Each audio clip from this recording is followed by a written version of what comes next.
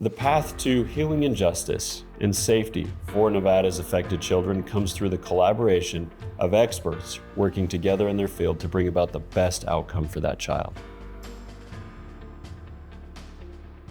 My responsibility is to organize the multidisciplinary teams, to provide communication, set up trainings, case review, so that we can provide forensic interviews, mental health and medical services here for kids who've been victims of crime.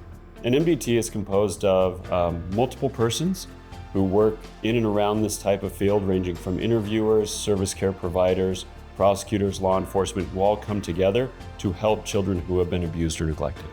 My job as the physician is to direct my attention towards medical evaluation of these children and their families, and the interaction even with the family when the child is in the room with me is very, very important. I really want the parents very much involved with what's going on. This is their child.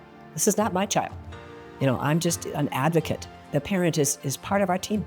My role at the Carson City Child Advocacy Center is to provide culturally sensitive, developmentally appropriate, and legally sound forensic interviews of children, adolescents, and developmentally delayed adults regarding allegations or suspicions of abuse or child maltreatment.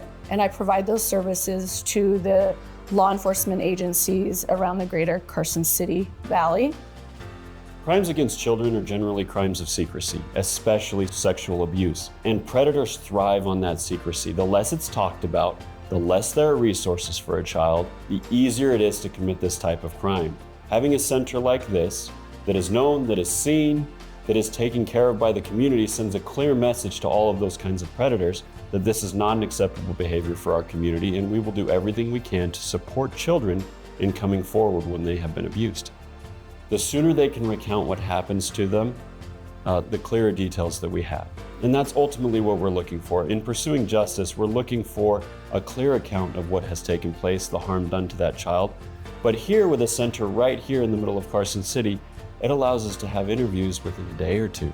And that's huge. The details are still fresh for that child. They're able to recount it, and they don't have to wait and have the anxiety, the buildup, all of those things. They can get started on their treatment and healing right away, which is the best case scenario for a child to heal and move on. Utilizing an independent interviewer from a child advocacy center places us on much stronger footing as we're prosecuting the case.